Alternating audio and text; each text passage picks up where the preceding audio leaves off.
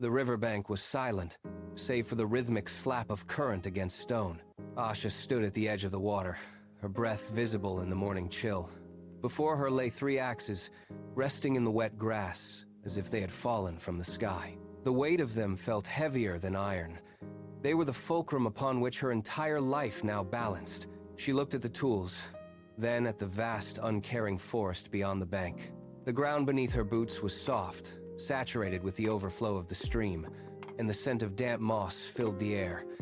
She knew the choice she was about to make would ripple far beyond this clearing. Her hands, calloused and steady, hung at her sides, but her pulse hammered against her skin. She took a single step forward, the mud squelching under her weight, and knelt. She reached out, her fingers hovering just inches above the metal surfaces, feeling the pulse of the moment. She had come for a tool to rebuild her life, but the river had offered something far more dangerous. She braced herself, took a sharp breath, and extended her hand toward the objects that would decide her fate.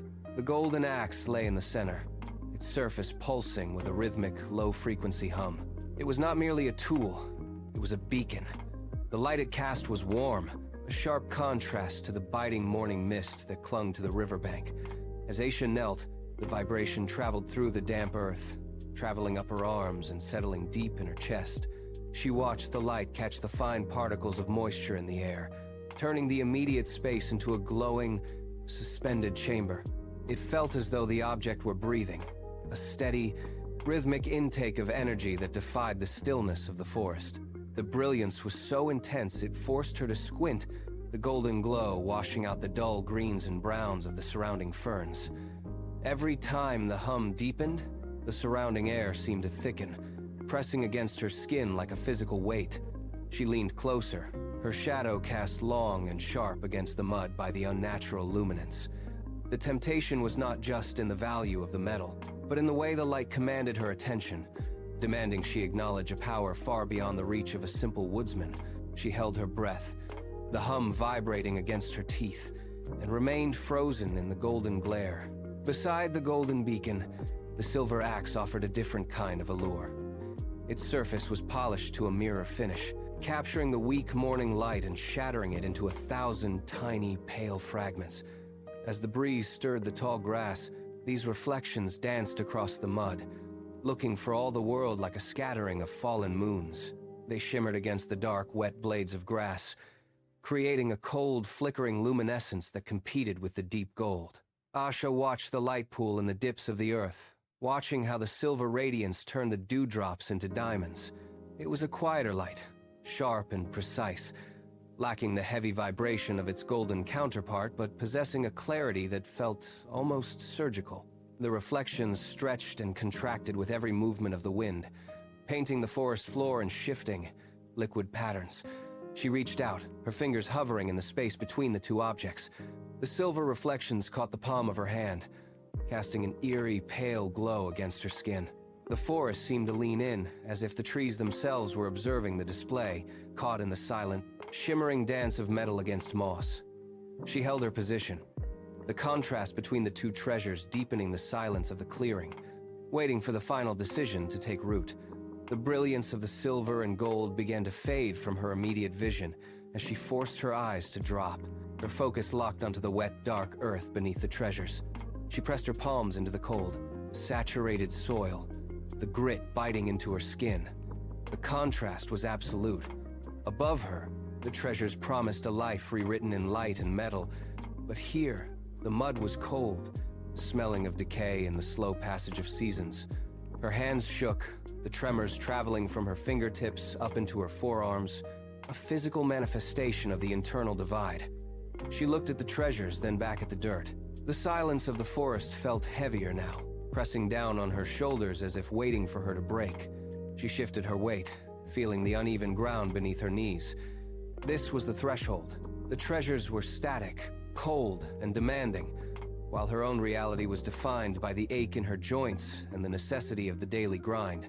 She breathed in the scent of damp moss, steadying her pulse, and watched the way the light from the axes flickered against the dark, churned earth, testing her resolve. She stayed there, knees deep in the mud, caught between the lure of the impossible and the hard, undeniable truth of the forest floor. The light from the golden and silver axes intensified, casting long, wavering shadows that danced against the tree trunks.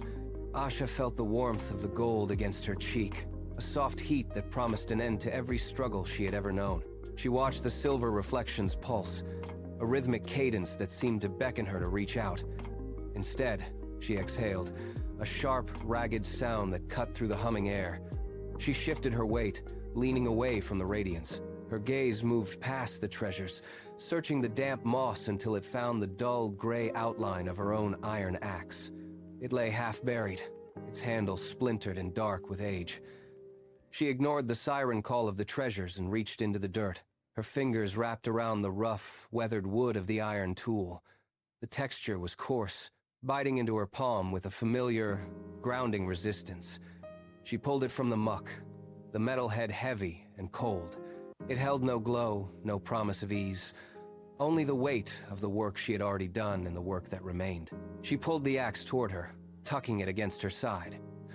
The gold and silver remained, bright and beautiful in the clearing, but they were no longer part of her path.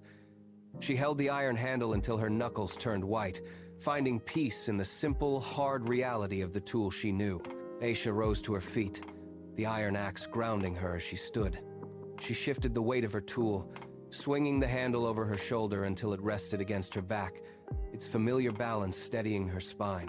With the iron secured, she turned her attention back to the golden and silver axes resting in the grass. The light they emitted no longer pulled at her senses. It was simply light, and the metal was simply metal. She knelt once more, her movements measured and deliberate. She reached out, gripping the cool, smooth handle of the silver axe first, then the warm, humming wood of the gold. She stood again, holding the treasures against her chest, their combined weight pressing firmly against her. She checked her footing on the wet riverbank, ensuring she could bear the load without stumbling. The silence of the forest seemed to hold its breath as she stood there, fully laden. She was no longer a seeker of fortune, but a guardian of these objects. Her heart hammered a steady, rhythmic beat against her ribs, echoing the solidity of her choice. She adjusted her grip, feeling the texture of the three distinct handles beneath her palms, and took a slow, deep breath of the damp, cool air. She was ready to move. Asha turned away from the river, the water behind her churning with a sound that began to fade as she stepped into the dense tree line. Each step was deliberate, the weight of the iron axe on her shoulder balancing the treasure she carried against her chest. She adjusted her burden, feeling the cold metal of the silver handle press against her side and the warmth of the gold radiating through her palms. The path ahead was narrow, choked with ferns and tangled roots that snagged at her feet. Yet she did not falter. She found a rhythm in the crunch of dry leaves under her boots, a steady cadence that matched the beating of her heart. She focused entirely on the ground, scanning for the smoothest way forward, moving with the efficiency of someone who knew exactly where she was going. The forest canopy closed overhead, filtering the daylight into long, thin shafts that illuminated the winding trail. She did not look back. The river was a world she had survived, but the path home was where her future waited. With every passing minute, the distance between her and the river grew, and the burden she carried felt less like a load and more like a promise. She pushed through a low-hanging branch, her pace quickening as the trees began to thin, her eyes fixed on the horizon where the sun was beginning to dip. High above the forest floor, nestled within the dense canopy of the cedar, Ketu clung to a thick limb. His eyes never left the figure moving along the path below.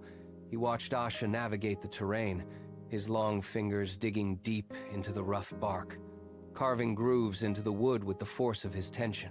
He shifted his weight, his tail lashing out to slap against the branches, creating a sharp, rhythmic sound that cut through the quiet of the canopy.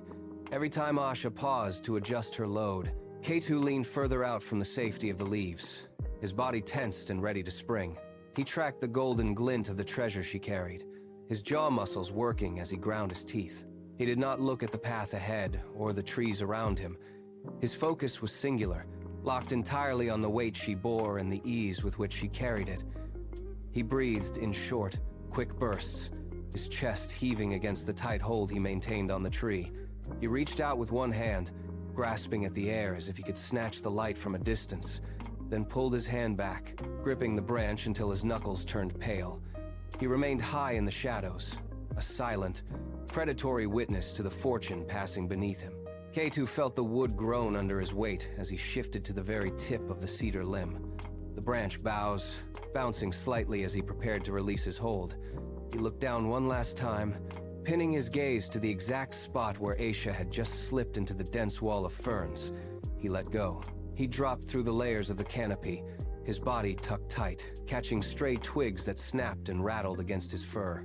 He hit the forest floor with a soft thud, his knees absorbing the impact, his feet finding purchase instantly in the damp soil. He did not straighten up immediately. He crouched low, his knuckles pressed into the mud, his head tilted to listen for the rustle of leaves Aisha left in her wake. He saw the ferns sway where she had pushed through. He stood, his movements fluid and silent, and crept toward the edge of the thicket. He paused behind a moss-covered stump, his eyes locked on the trail. She was gone, vanished into the green. He took a sharp breath, his nostrils flaring, and moved forward to the base of the ferns. The path was clear. He stepped into the clearing, his shadow stretching long across the dirt, his focus entirely on the route that led to the water. K2 abandoned the cover of the ferns and sprinted across the open ground. His feet slapped against the wet earth, kicking up spray as he closed the distance to the river. He did not slow down until he reached the precise patch of mud where Asha had stood only moments before. He skidded to a halt, his heels digging deep furrows into the bank. His heart hammered against his ribs with a frantic, rhythmic intensity that drowned out the sound of the rushing stream. He looked down at the ground, searching for footprints, for a trace of the light, for any sign that the treasure had left behind a residue. He stood tall, chest heaving, his eyes darting across the swirling surface of the river. The air here was colder, damp, with the mist rising from the current. But he did not shiver. He leaned forward, his toes gripping the edge of the bank, his entire frame vibrating with the anticipation of what he expected to happen next. He wiped his palms on his legs, his fingers trembling, and stared into the dark, churning water. He was convinced the power of the river was waiting for him, that his arrival would trigger the same transformation he had witnessed from the trees. He held his breath, waiting for the surface to break, his mind already calculating the weight of the gold he believed was coming his way. K2 reached for his belt, his fingers fumbling with the leather cord. He pulled his own tool into the light. It was a heavy, dull stone, chipped at the edges and stained with the dark silt of the forest floor. He held it out at arm's length, rotating it slowly. In his mind, he superimposed the image of the golden axe he had seen moments ago. The contrast made his teeth grind. His tool was a jagged lump of shale, barely capable of splitting a dry branch, while the treasure he sought hummed with an inner fire that could mend a future. He looked at his own reflection in the stone, then back at the river. The stone felt unnaturally heavy, a burden of his own making, yet he clung to it with white-knuckled desperation. He traced the rough, uneven surface of the stone with his thumb, feeling the grit and the imperfections. He was not just holding a tool, he was holding his ticket to the same fortune Asha had claimed. He compared the blunt, lifeless edge of his stone to the radiant, polished surface he had seen from the branches. His resolve hardened. He did not care that the stone was useless. He believed that the river only required an offering, and he was ready to give it exactly what he thought it wanted. K2 narrowed his eyes, tracking the swirling eddies of the river. He studied the way the current pulled at the reeds, searching for a pattern. If the river had answered once, it had to follow a rhythm. He shifted his weight, his feet sinking into the soft, wet soil of the bank. His mind raced, replaying every movement he had watched from the trees. He dissected the ritual, convinced he had uncovered the exact angle and force required to trigger the response. He exhaled slowly, his breath hitching as he imagined the surface parting. He visualized the gold rising to meet his offering, his fingers twitching against the rough stone handle. He took a half step toward the churning water, his movements deliberate and precise. He was no longer just a spectator. He was a participant in his own orchestrated fortune. He checked the depth of the water, squinting against the glare of the afternoon sun hitting the surface. He felt the weight of his own desire pulling him forward. a gravity stronger than the current itself. He adjusted his grip, his knuckles turning pale as he prepared to test the limits of the river's mercy. He was ready to force the outcome he demanded, his gaze locked on the deep, dark center of the stream. K2 planted his feet, digging his toes into the sludge until he hit firmer ground beneath the silt. His muscles bunched along his shoulders, tight and corded with an effort that went beyond the weight of the stone. He felt the riverbank tremble under his weight, a subtle warning he chose to ignore. He took a deep breath, filling his chest until his ribs ached, then held it, locking his core. He raised his arm, the stone tool rising high behind his head. The air around him seemed to thicken, pressing against his skin as he reached the apex of his stance. He tilted his torso, creating a coil of potential energy that strained his spine. He did not look at the forest behind him. He did not look at the sky. His entire existence narrowed to the distance between his hand and the swirling water. He felt the cool dampness of the river rising to meet him, a mist that clung to his fur. His fingers tightened around the handle, his knuckles whitening under the tension. He stood statue still, a creature of pure, concentrated greed, waiting for the exact heartbeat to commit his offering to the dark current. Every muscle in his body burned with the exertion of the pose, vibrating with the sheer force of his intent. The moment arrived. K2 pivoted on his heel, his hips snapping forward with a violent, practiced rhythm that bypassed thought. His arm whipped through the air, a blur of motion that carried the weight of his entire obsession. The stone left his hand with a sharp, distinct crack of displaced air. It whistled as it cut through the damp space above the river, a dark arc against the gray sky. He followed through, his body lunging after the trajectory until his momentum nearly dragged him into the churning water.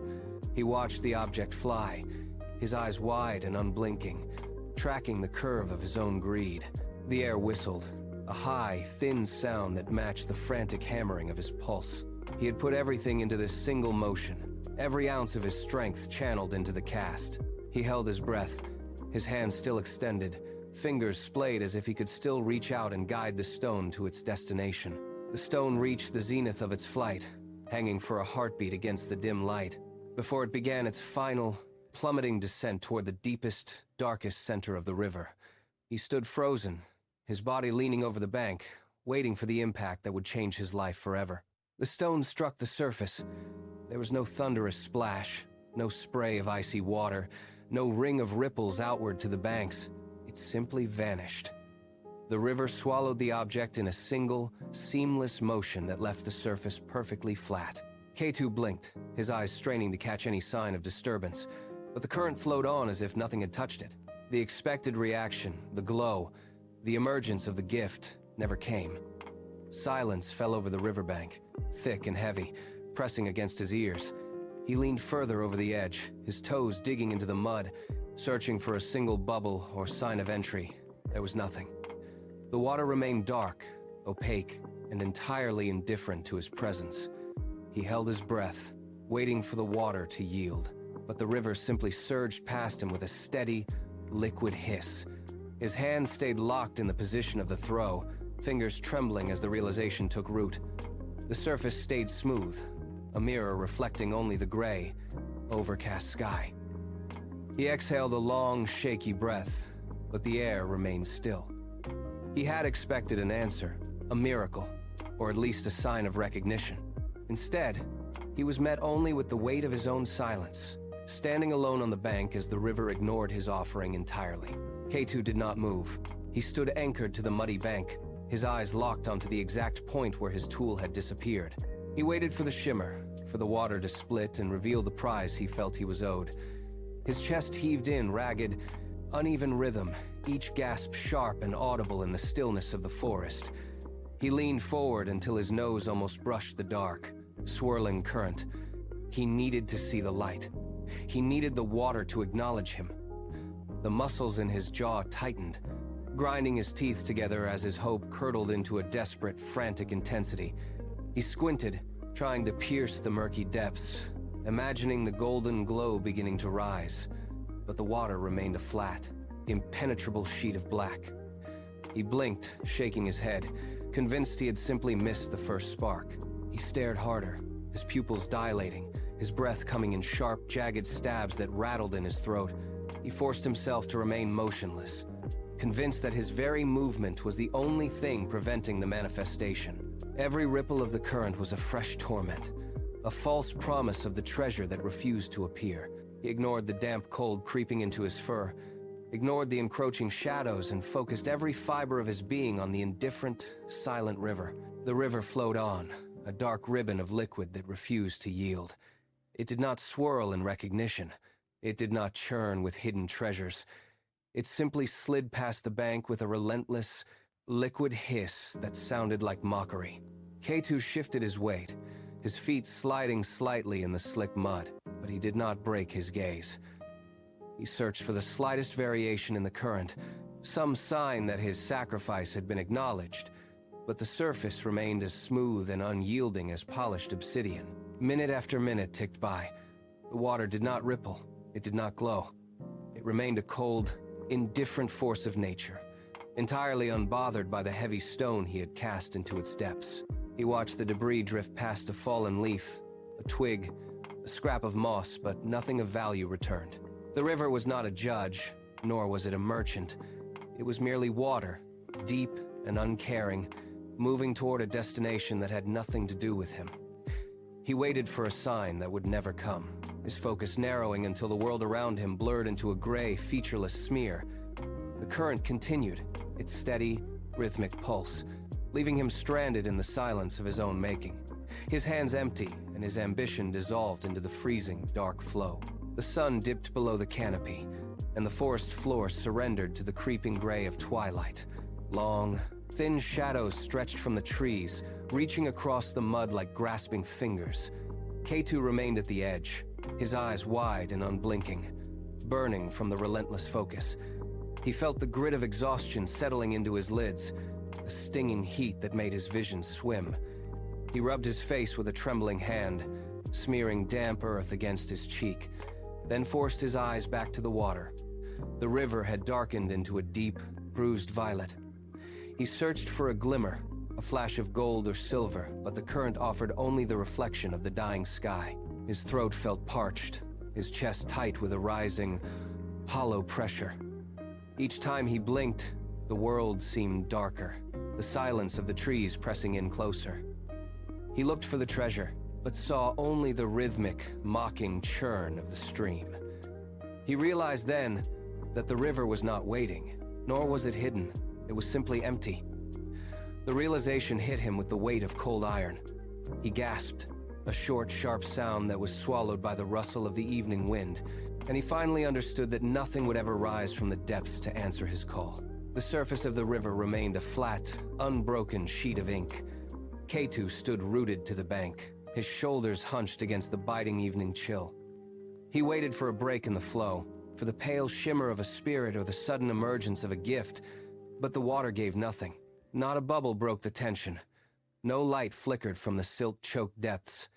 He leaned forward, his knuckles white as he gripped the mud-slicked reeds, his breath hitching in his chest. He strained his ears against the encroaching silence of the forest, hoping for the splash of a rising doe or the hum of magic. But the only sound was the distant, rhythmic gurgle of the current against the rocks. The water moved with a terrifying, absolute indifference. He watched the last traces of color drain from the river, the surface turning to a solid, impenetrable black. His heart hammered against his ribs like a trapped bird, frantic and heavy. He searched the darkness until his vision wavered, but the river was vacant. It was a grave for his stone, not a source of fortune. The forest stood mute, the trees looming like silent witnesses to his undoing. As the final light vanished from the sky, K2 remained alone, staring into a void that refused to speak, to glow, or to return what he had lost. The stillness broke. K2 jolted as if struck, his limbs twitching with a sudden, violent surge of panic. He took a stumbling step toward the water, his feet sliding on the damp moss. He lurched, arms windmilling to find balance, and hit the ground hard on his side. He scrambled up instantly, ignoring the sting in his palms, his breath coming in sharp, ragged bursts. His movements were jagged, frantic, lacking any of the grace he usually possessed when navigating the forest. He did not look at the path behind him. His focus was locked entirely on the spot where his stone had vanished. He pushed off a gnarled root, his chest heaving, and propelled himself forward with a desperate, uncoordinated lunge. He hit the soft earth of the bank and slid the final few feet, his fingers clawing at the grass. He was no longer a hunter watching from the shadows. He was a frantic creature tearing at the edge of the world he had just broken. He reached the shoreline, his eyes darting across the black water, searching for any sign of his discarded tool. He began to pace the narrow strip of mud, his feet stamping into the slush, his hands twitching at his sides as he sought a way to reach into the dark, indifferent flow. The riverbank dropped away into a slurry of silt and freezing water. K2 did not stop to measure the risk. He threw himself forward, his weight plunging into the muck. The shock hit him like a physical blow, the temperature of the water biting into his skin with agonizing intensity. He sank to his knees, the thick, heavy mud pulling at his legs, trying to anchor him to the riverbed. He ignored the numbness spreading through his limbs. He thrust his arms deep into the murky current, shoulder deep, seeking the hard shape of the stone he had discarded. The water swirled around his chest, pushing him back, but he leaned into the resistance. He drove his fingers into the riverbed, feeling only the cold, slick slime and the sharp bite of submerged gravel. His breath was a series of jagged, wet gasps that rattled in his throat. He shifted his weight, digging harder, his muscles straining against the weight of the water.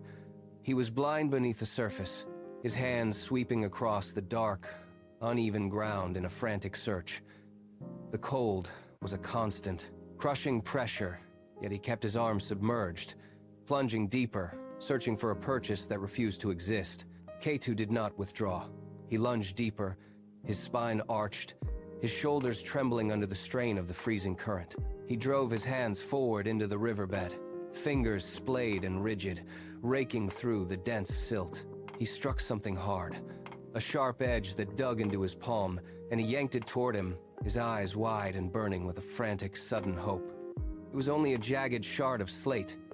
He cast it aside, the splash lost in the roar of the water, and returned his hands to the mud. He began to dig with a new, wild intensity. He moved in a circle, his breath coming in short, choked whistles.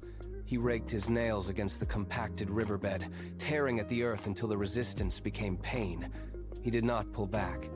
He pushed harder, his knuckles scraping against submerged debris. A hot, stinging sensation bloomed across his fingertips, but he ignored the blood darkening the water around his hands. He tore at the ground again, his muscles bunching and releasing in a rapid, jerky rhythm.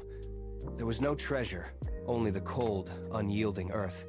He clawed at the river floor, his movements becoming more erratic, his fingers raw and pulsing. Yet he continued to rip through the sediment, refusing to accept the empty space beneath his reach. His fingers curled around a dense, immovable mass beneath the silt. He gripped it, bracing his feet against the current, his heart hammering against his ribs as he hauled the object upward. It broke free with a wet, sucking sound, but as it surfaced, his frantic gaze met only a tangle of waterlogged roots and smooth gray stones. He threw the debris aside, the impact barely audible over the rushing water. He lunged again, his palms sliding across the riverbed like a blind man searching for a lost path. He found another stone, round and polished by centuries of current, and squeezed it until his knuckles turned white. It was cold, hard, and utterly worthless. He dropped it, the stone sinking instantly back into the darkness. He felt the river bottom with a sweeping motion, his arms aching, his fingers catching on nothing but submerged gravel. Every object he touched offered the same mocking lack of weight, the same absence of the luster he craved. He clawed at the bed once more, pulling up a handful of wet sand and pebbles that slipped through his raw, trembling fingers. The river floor was a graveyard of common things, offering no reward for his labor. He remained pinned to the spot, his hands splayed in the mud, finally feeling the hollow reality of his failure. K2 pulled his hands from the water. They hung at his sides, dripping with dark silt, motionless. The frantic energy that had driven his search evaporated, leaving a sudden, heavy vacuum. The forest responded to his stillness. Above, the canopy, once alive with the chatter of evening birds, went mute. The transition was absolute. One moment, the trees were filled with calls. The next, A profound, unnatural quiet settled over the bank. From the churning surface of the river, a thin white mist began to coil. It rose in slow, serpentine ribbons, hugging the muddy ground and winding around his ankles. The air temperature plummeted. The dampness clung to his skin, turning the heat of his earlier exertion into a biting, localized chill. He stood in the center of this gathering gloom, listening to the lack of life. The water continued its rhythmic flow, indifferent to the figure trembling on its edge. The mist thickened, obscuring the far bank and turning the nearby trees into indistinct, looming shapes. There was no sound left but the soft, rhythmic lap of the river against the stones. He was alone, and the forest, having watched his greed, now offered only the cold, encroaching weight of a deepening, silent evening. K2 stood motionless, the biting chill of the mist now soaking deep into his fur. He looked down at his hands, which were caked in thick, dark river grime. The mud had dried into a crust, sealing his skin from the air. He tried to rub his palms against his sides, but the movement only smeared the slick, wet earth deeper into his fur. He shivered, a violent tremor that started in his chest and rattled through his limbs. The grime clung to him, heavy and cold, a permanent mark of the bank he had clawed at for hours. He tried to shake his arms, but the weight of the drying mud held them down. Every breath he drew was ragged, visible in the cooling air as a thin gray vapor.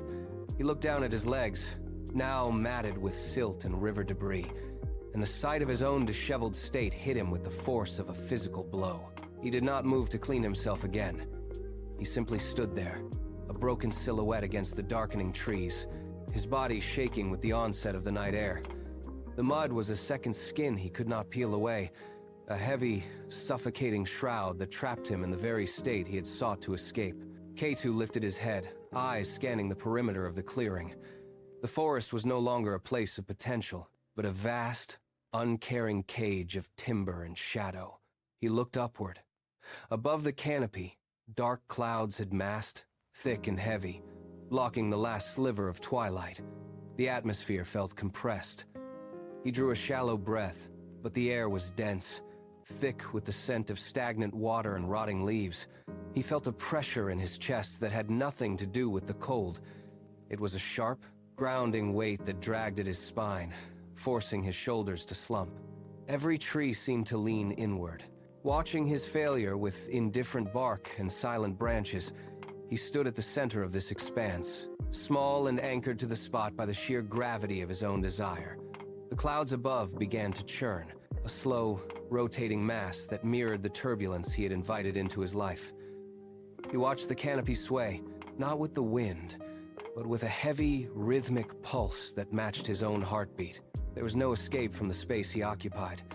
The forest had become a reflection of his own hollow ambition, pressing down upon him until he was forced to drop his head, unable to bear the sight of the world he had failed to conquer. The river offered no salvation. It moved with a steady, liquid indifference that cut through the silence of the forest. K2 peered into the depths, squinting until his eyes watered, searching for a single shimmer of light or the movement of a spirit. There was only the dark, swirling current. He realized then that the river possessed no mercy for a heart fueled by envy. It yielded only to the hands that had not sought to cheat it. The truth settled into his bones, colder than the mud clinging to his fur.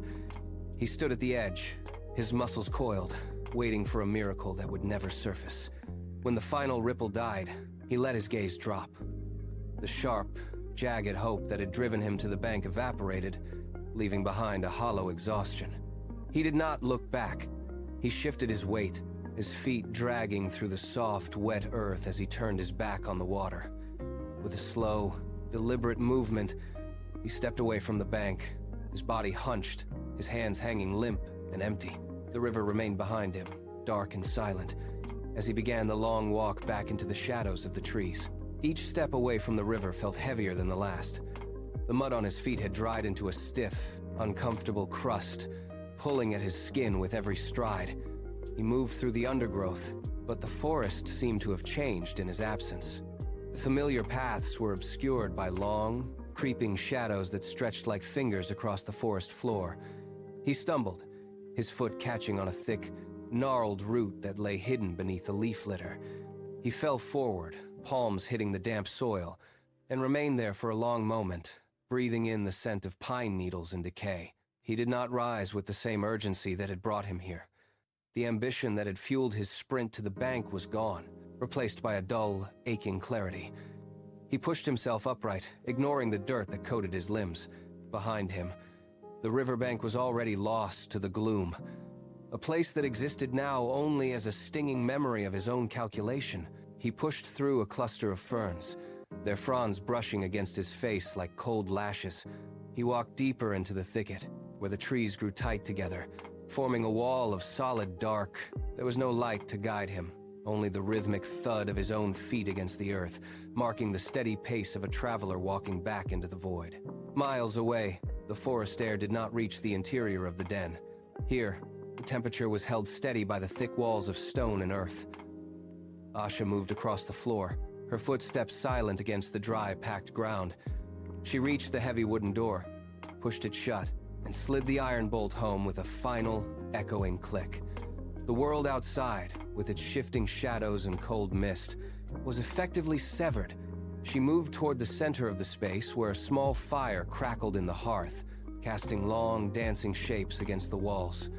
The air smelled of dry cedar and stored grain, a sharp contrast to the damp decay of the riverbank. She set her tools down, the metal clinking softly against the floor.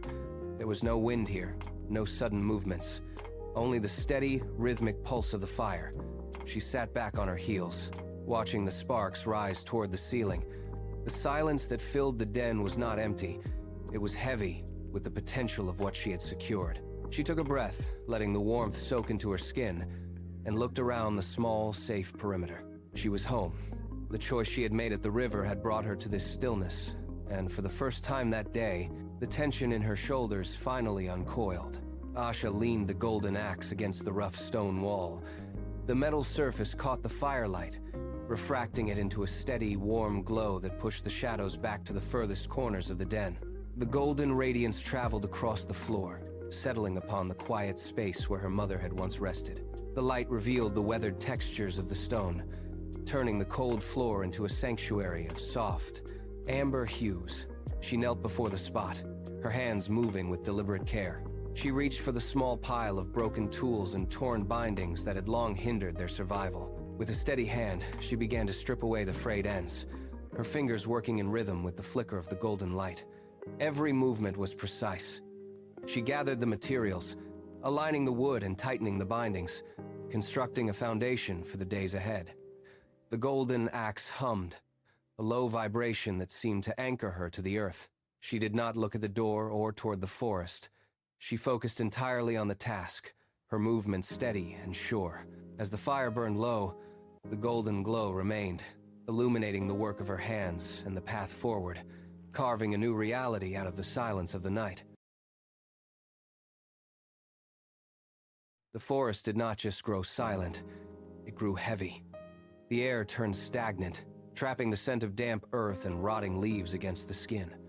Every branch stood perfectly still, as if the wood itself were paralyzed by a sudden, unseen command. News had traveled fast, carried by the wind like a contagion. Whispered by the rustle of dry grass, a curse had taken root. The local creatures felt it first. A fox froze mid-stride near the creek, ears twitching toward an empty horizon, before turning to flee in the opposite direction. No birds sang from the canopy. The usual rhythm of the woods, the clicking of insects, the scurry of small feet had been erased. In its place, a thick, suffocating pressure pressed down on the clearing. It was a physical weight that made it hard to draw a full breath. Something had been stolen, something golden and forbidden, and the forest was reacting to the violation. The shadows seemed to stretch longer than the sun allowed, reaching out from the trunks to snag at passing movement. There was no room left for doubt. The curse was no longer a story told by elders. It was here, pulsing in the soil, waiting for the first sign of weakness to break the fragile peace of the valley. K2 did not look back. He shoved through a wall of thorns, the sharp points tearing at his skin, but he did not slow. His breath came in ragged, wet gasps that rattled in his throat. Every step was a gamble on the uneven, root-choked floor of the forest.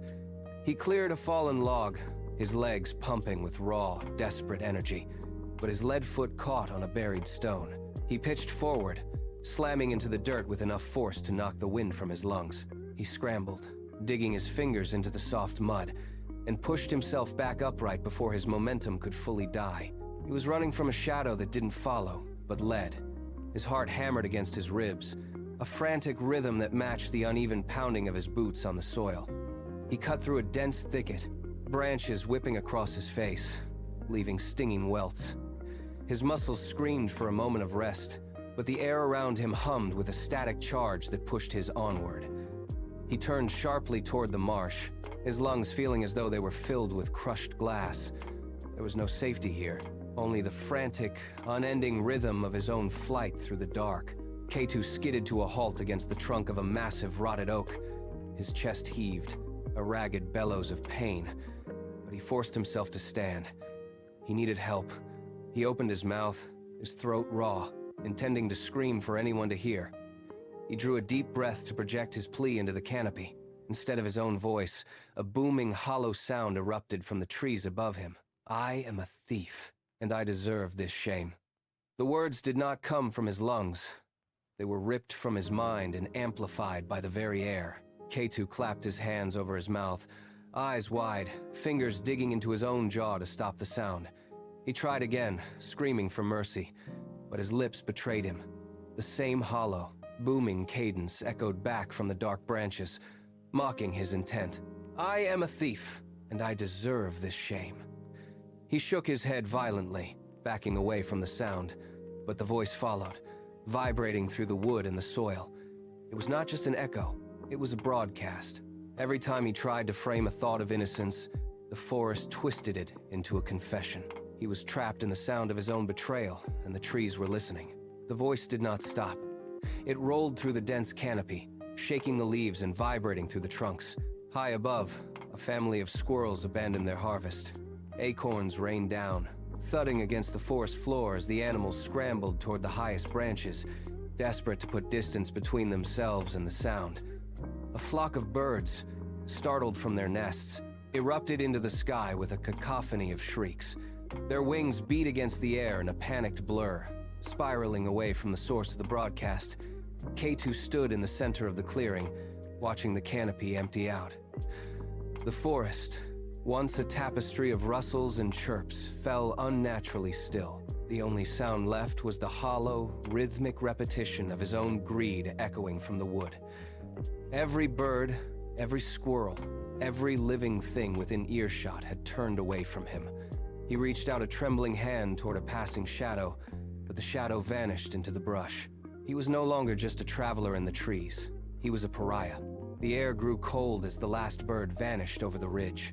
He was completely alone, abandoned by the creatures of the woods, while his own voice continued to announce his shame to the silent, watching dark. K2 stumbled, his legs folding under the weight of his own exhaustion.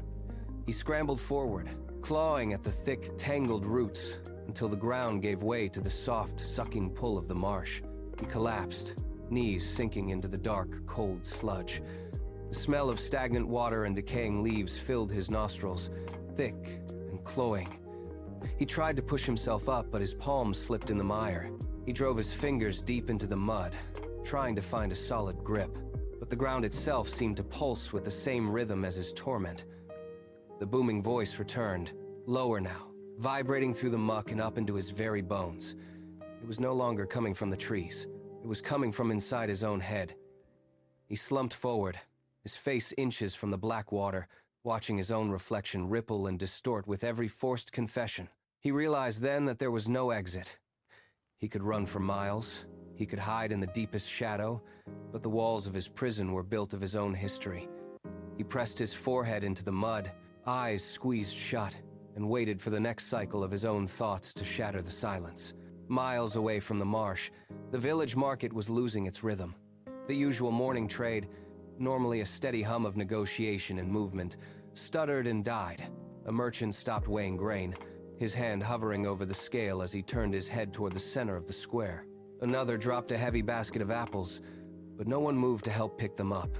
The air itself seemed to thicken, pressing down on the stalls and the narrow, dirt-packed walkways. Traders who had been laughing moments before now stood motionless, their heads tilted in a shared, silent communication. The scent of fresh bread and drying herbs was overtaken by a sharper, colder smell, the metallic tang of suspicion. Feet stopped shuffling. Voices dropped to a low, jagged murmur that failed to mask the underlying hostility. Every merchant shifted his focus, abandoning the goods on his table to track movement across the square. The sunlight hitting the market floor felt harsher, casting long, sharp shadows that seemed to point toward a single, growing conflict. The normalcy of the village had evaporated, replaced by a collective, predatory stillness that waited for a target to emerge. Varric leaned against the rough wooden post of a spice stall, his back angled to observe the entire market square. He did not buy. He did not haggle. He simply remained still, a dark shape against the vibrant clutter of the market. His eyes, sharp and restless, flicked across the crowd until they found their mark. Asha moved through the narrow gap between two stalls, her pace uneven. Varric shifted his weight, his claws scratching against the wood as he pushed himself upright. He did not look away. He tracked her every step, his head following her path with the precise, rhythmic movement of a hunter sizing up a target. He adjusted his position to keep her in view, stepping around a stack of crates that momentarily blocked his sightline. He wiped his paws against his thighs, his breathing shallow and steady. The merchants near him sensed the change in his posture and began to drift closer, following the direction of his stare. Varric remained silent, but the intensity of his gaze was a physical weight, cutting through the morning noise. He ignored the bustle around him. His focus narrowed entirely to the small, bundled weight Aisha carried, his eyes gleaming with a cold, calculating interest that left no room for doubt. Varric beckoned the spice merchant closer with a sharp tilt of his head. He did not raise his voice above a rasping, low-frequency hum. As the merchant leaned in, Varric gestured vaguely toward the path Aisha was walking. He tapped his claw against the wooden stall repeatedly, a rhythmic, insistent sound that drew a second trader into their space. Varric spoke in short, jagged bursts, his eyes darting to ensure no one else could overhear the exact words, yet loud enough for the suspicion to bleed into the surrounding air. The spice merchant's face shifted, his brow furrowed as he listened, his hands balling into fists at his sides. He turned his head to look at Asha, his gaze no longer neutral, but heavy with calculation. Varric leaned further, his shadow stretching across the merchant's chest, effectively boxing him into the narrative. A third trader drifted over, drawn by the sudden cluster of bodies. Varric stopped talking, let the silence hang for a heartbeat, and then nodded toward Aisha's bundle. The new arrival scowled, and stepped forward to block the path. The infection of doubt was moving from one face to the next, visible in the sharpening of their jaws and the way they stopped their work to watch her. Varric stepped away from the shadow of the stall and planted his feet in the center of the walkway. He no longer hid his voice. He pointed a long, clawed finger directly at the bundle held against Aisha's chest. He spoke with a sharp, piercing clarity that cut through the market chatter, his words ringing off the stone walls. "Look at how she hides her spoils," he barked, his voice vibrating with feigned indignation. He paced a tight circle, gesturing for the other traders to witness the accusation. If she found such wealth, she stole it from the king's coffers. The accusation landed like a heavy stone. A merchant holding a crate of fruit stopped dead, his grip tightening until the wood creaked. Another trader dropped a scale, the metal clattering against the dirt, and turned to lock eyes with Varric. The air in the market grew static and cold. Aisha stood frozen as the merchants shifted, their bodies forming a barrier between her and the village exit. Varric took another step forward, his eyes locked on her, ensuring the weight of the theft charge settled firmly onto her shoulders. Every pair of eyes in the square now tracked her, hungry and suspicious, as the label of thief was cemented in the minds of the crowd. The circle of merchants tightened. 3 traders abandoned their stalls, their feet kicking up dust as they converged on Asha. They did not look at her face. They looked at the bundle. A merchant reached out, his fingers twitching toward the fabric, his eyes wide with a manic intensity. He shoved a neighbor aside to get closer, his jaw set in a hard, "That belongs to the village," the merchant growled, ignoring Aisha entirely. Another trader pushed his way to the front, his palm open and demanding, The air became heavy with the scent of sweat and desperation. They began to bicker, voices rising in a jagged chorus of entitlement. One merchant grabbed the edge of the bundle, his knuckles white with the force of his grip. Aisha felt the tug, the sudden resistance of the fabric, as they fought over the potential wealth. They were no longer just observers. They were predators circling a kill. The initial suspicion had curdled into a raw, frantic greed that blinded them to everything but the contents of her arms. They pressed in, shoulder to shoulder, forming an impenetrable wall of bodies.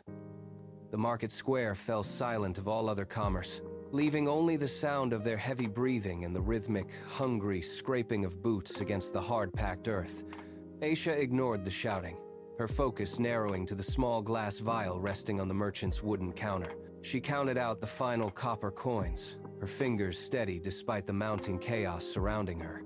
The apothecary shoved the vial toward her, his eyes darting toward the encroaching mob. Asha snatched it up, pressing the cold glass into the center of her bundle, right against the linen wrap. She felt the weight of the medicine, a small, hard promise of recovery for her mother. She took a breath, the scent of dried herbs and dust filling her lungs. As she moved to tuck the bundle deeper into her arms, she caught a reflection of the crowd in the apothecary's polished scale. They were closer now. Their shadows stretched across her feet, long and jagged. She turned, expecting to walk toward the river path, but her shoulder collided with the firm, unyielding frame of a trader. He stood motionless, his arms crossed over his chest, his gaze locked onto the bundle.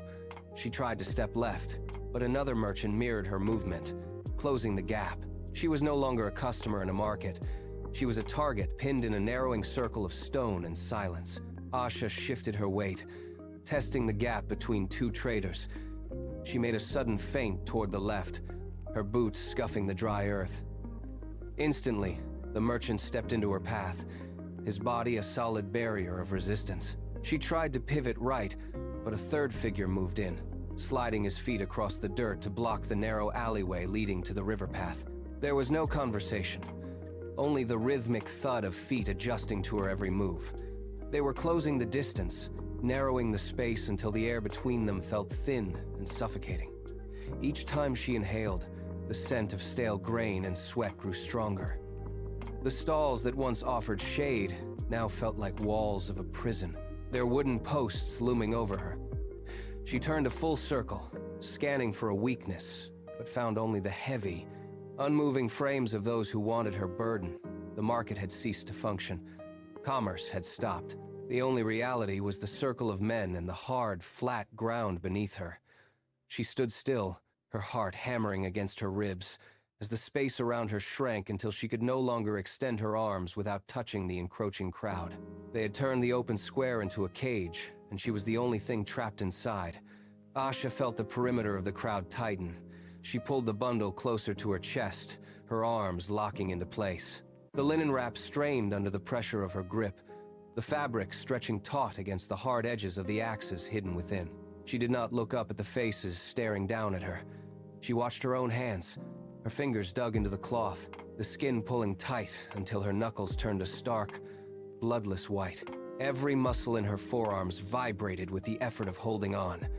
The weight of the bundle felt like a lead anchor, dragging her shoulders down, but she refused to let her posture break. She tucked her chin, creating a protective barrier between her chin and the items. The crowd shifted, a collective movement that brought the heat of their bodies closer. She felt the sudden, sharp prick of sweat on her neck. She stood rooted to the spot, her heels pressed firmly into the hard-packed dirt. Her breath came in short, shallow bursts, each one rattling in her chest. She held the bundle with a desperate rigidity, her knuckles remaining white, her entire focus narrowed down to the single point where her fingers met the rough linen. She was a statue of defiance, waiting for the first word to break the tension. The first voice cut through the silence like a blade. "Hand them over." It came from a merchant near the front, his palm outstretched, fingers curling in a greedy hook. Another joined in, his voice deeper, louder. "Give us the axes."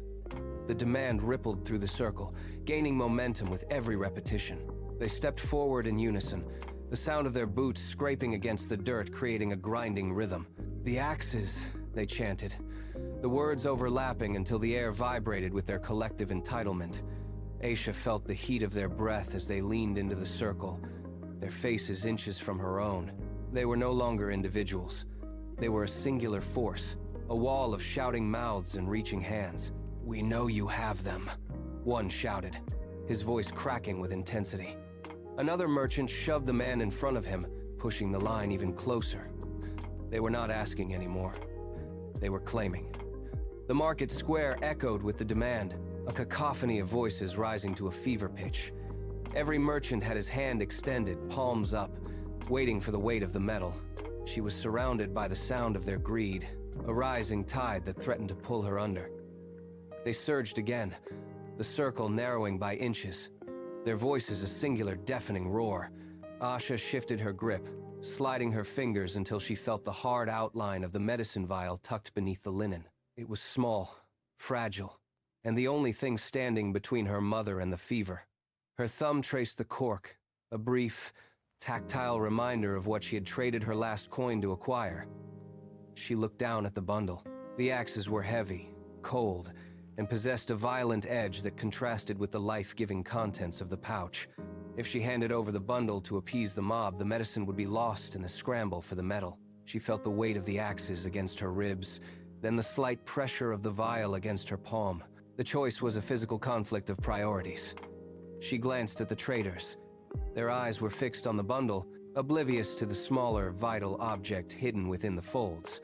She realized that surrender would not just mean losing the treasure, it would mean losing the only chance to heal her home. She tightened her hold, pressing the medicine against her body until it bruised her skin. Her jaw set hard.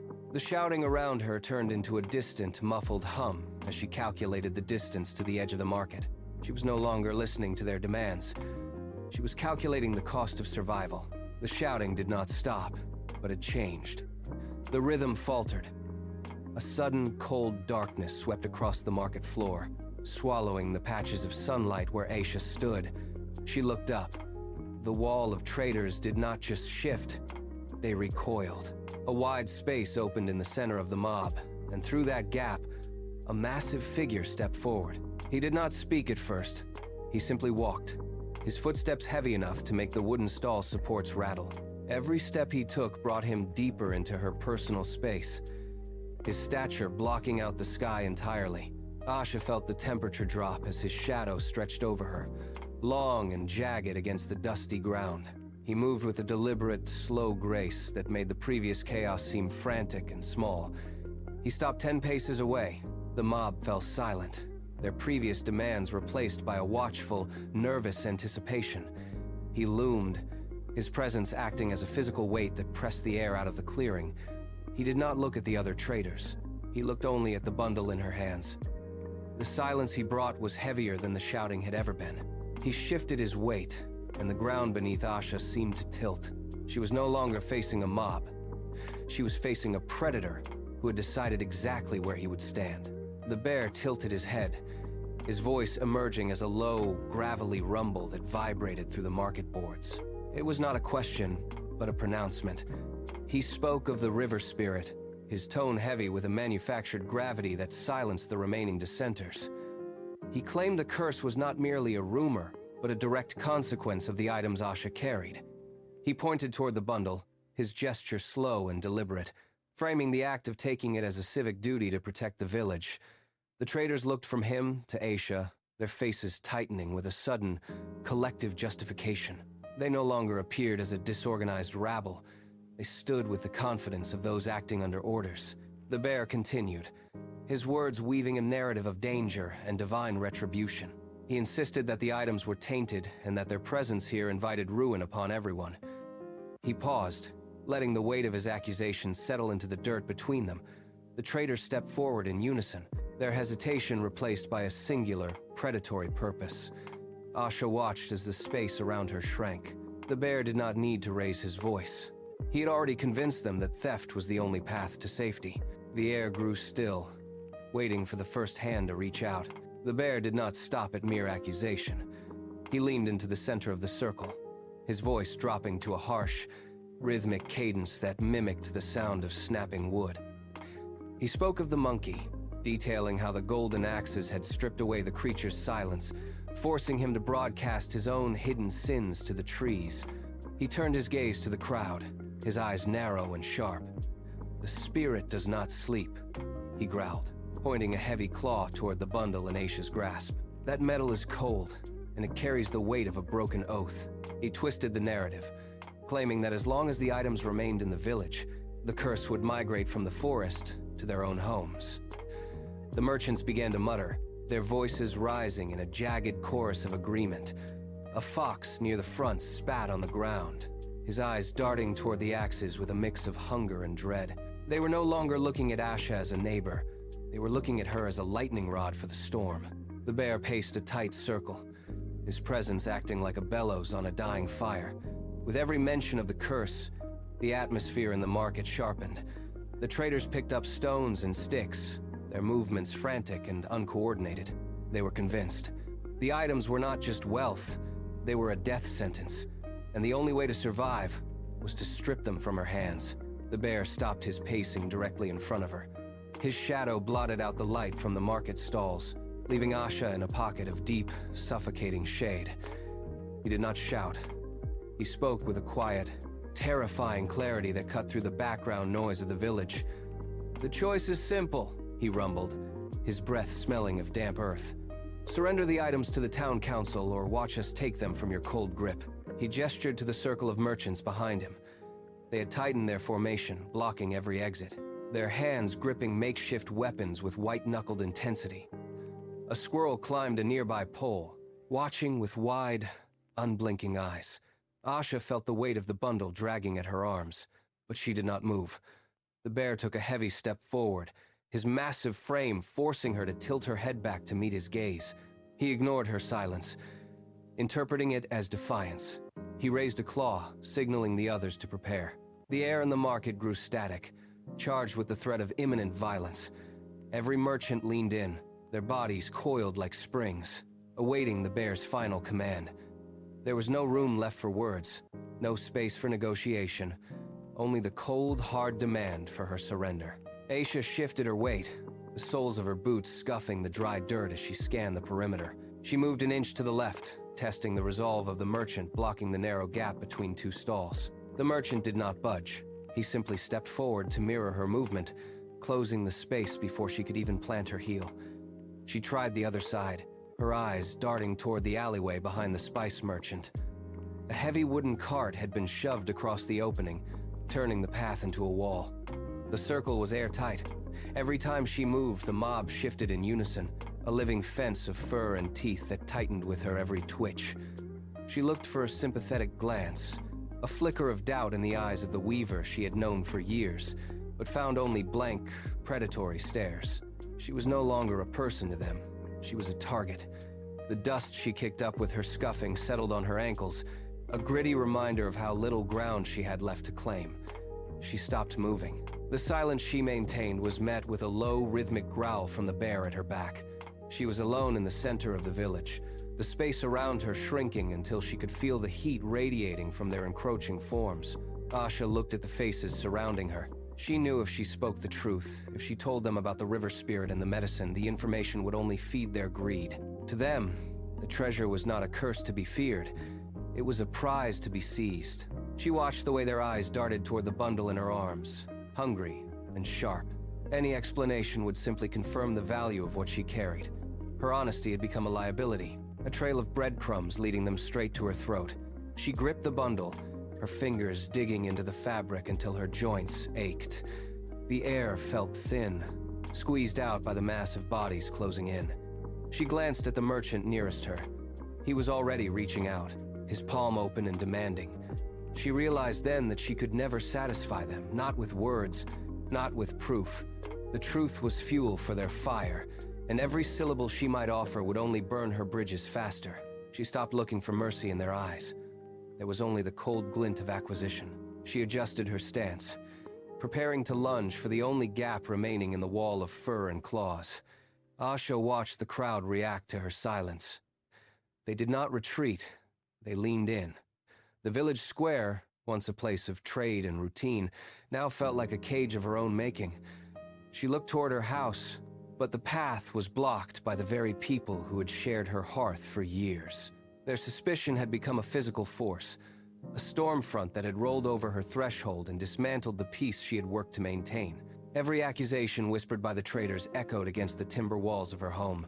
She saw the way they watched her, not as a neighbor, but as an intruder who had disrupted their order. The integrity she had held on to the refusal to lie had stripped away the protection of her community. She realized the village was no longer a sanctuary. It was a hunting ground, and she was the prey. The air grew heavy with the scent of unwashed fur and stagnant dust. She gripped the medicine bundle, feeling the weight of the items inside. They were no longer just tools for healing. They were the catalysts for the destruction of her life. She stood at the center of the hostile circle, watching the light fade from the square. Knowing the safety she once took for granted had vanished entirely, Asha felt the warmth leave the air as the sun began its final descent behind the tree line. The golden rays stretched across the market square, casting long, distorted shadows that reached toward the feet of the mob. She tracked the movement of the light, watching as it climbed the walls of the nearby stalls, retreating from the ground like a receding tide. This was the same sun that had marked her morning routines, the same light that had guided her through the forest to the river. Now, it served only to illuminate the jagged, desperate expressions of those who blocked her way. She looked at the horizon, noting how the colors shifted from amber to a bruised, deep violet. The day was dying, and with it, the life she had built within these walls. Each second the sun dipped lower. The space around her seemed to contract, the circle of villagers growing tighter as the daylight failed. She felt the temperature drop, a sharp contrast to the heated breath of the crowd.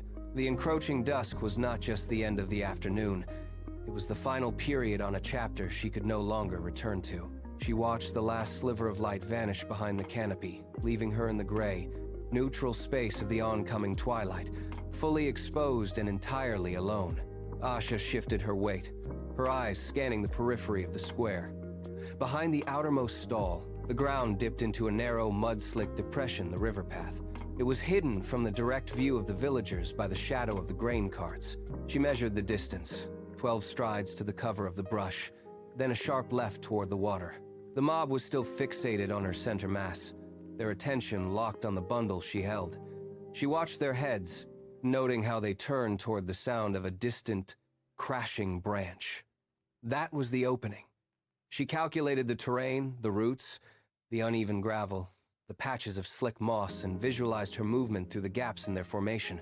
The river path was dark, nearly indistinguishable from the surrounding forest floor, but it offered the only exit that did not lead into the heart of the village. She tracked the path's trajectory, noting the way it wound beneath the low-hanging branches of the oaks. If she could reach the first bend before they closed the distance, the forest density would work in her favor. She adjusted her grip, testing the weight of the bundle, and kept her eyes locked on the narrow opening between two stalls. The path was there, waiting, a gray ribbon of earth disappearing into the gloom.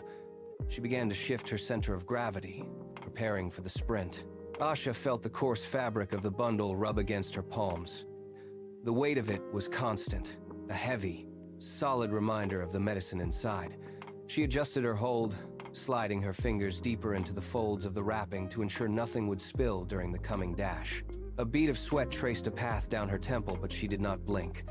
The villagers shifted closer, their boots grinding against the packed earth, creating a rhythmic, abrasive sound that echoed in the quiet square. She felt the bundle tilt slightly as she moved her shoulder, and she reacted instantly, clamping her hand down with raw, white-knuckled intensity. The fabric tightened, cutting into her skin, but the pain was distant, secondary to the need for security.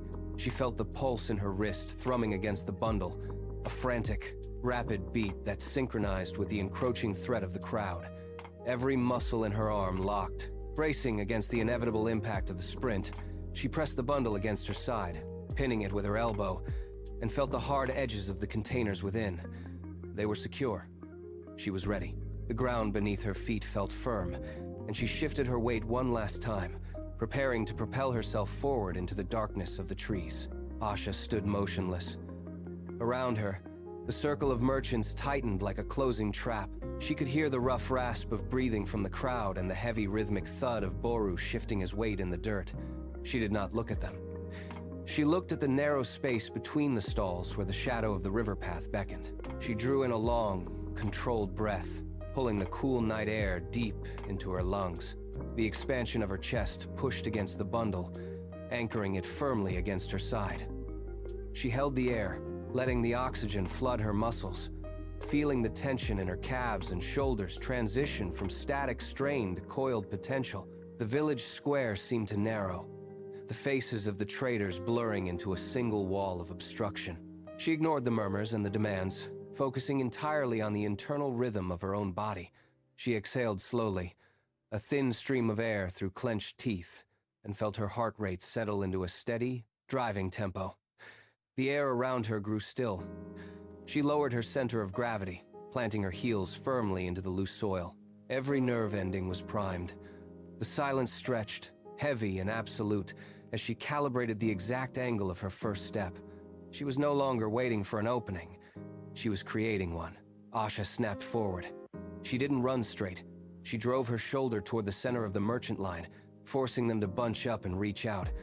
As they lunged to cut her off, she dropped her weight, pivoted on her left heel, and exploded toward the narrow gap between the stalls.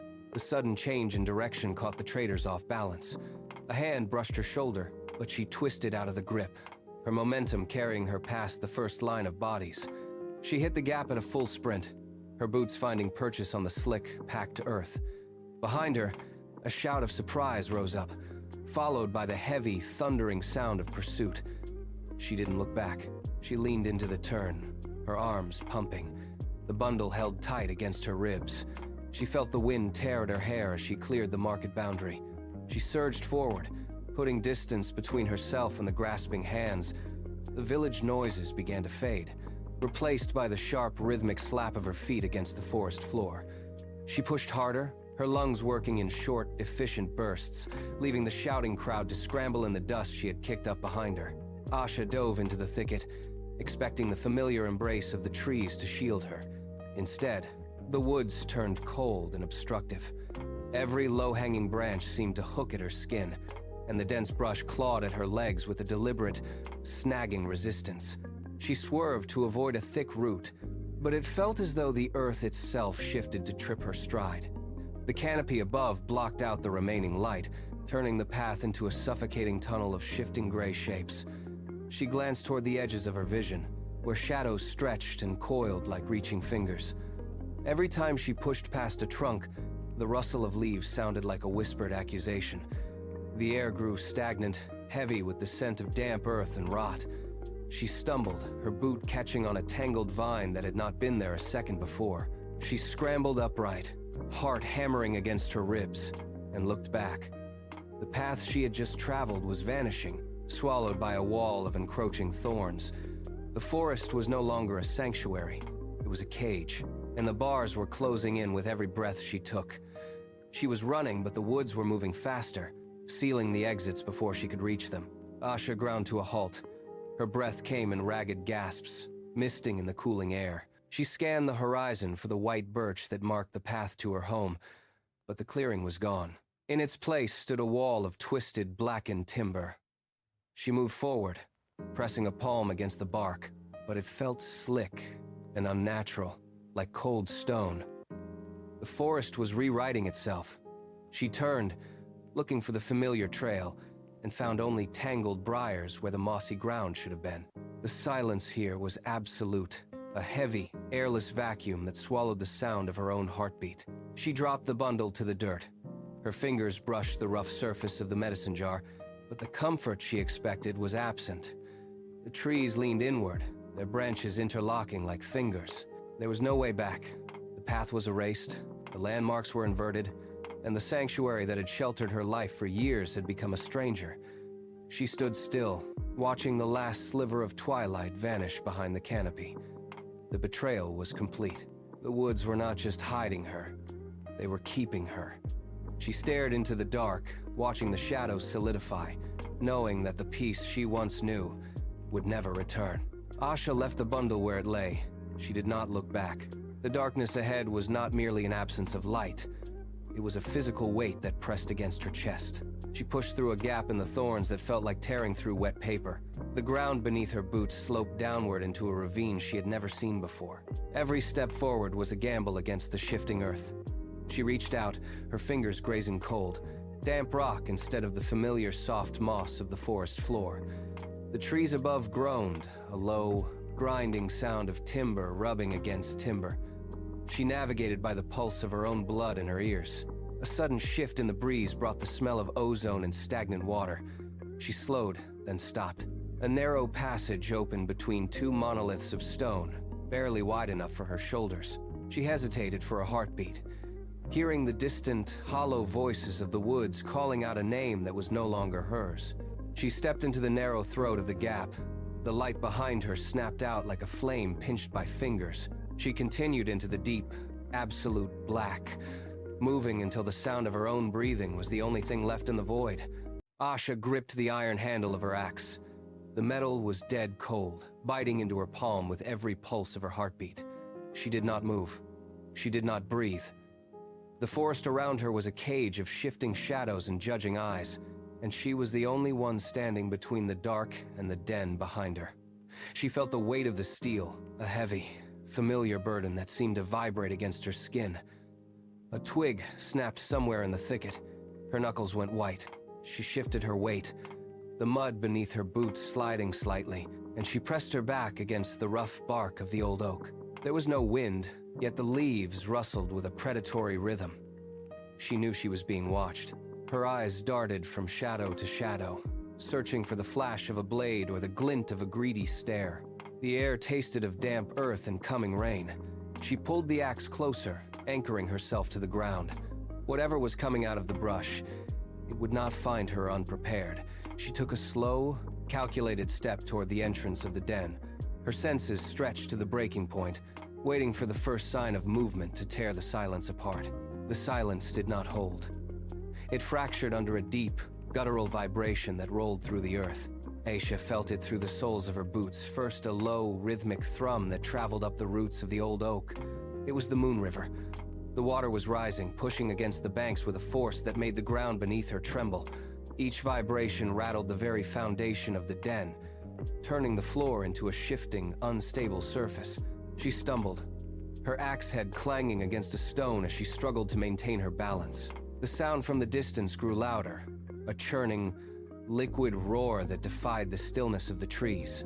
It was no longer a distant threat. It was a physical pressure against her chest. Asha looked toward the valley, watching the horizon where the darkness seemed to thicken and churn. The vibration became a steady, bone-deep throb that drowned out the earlier rustle of the brush.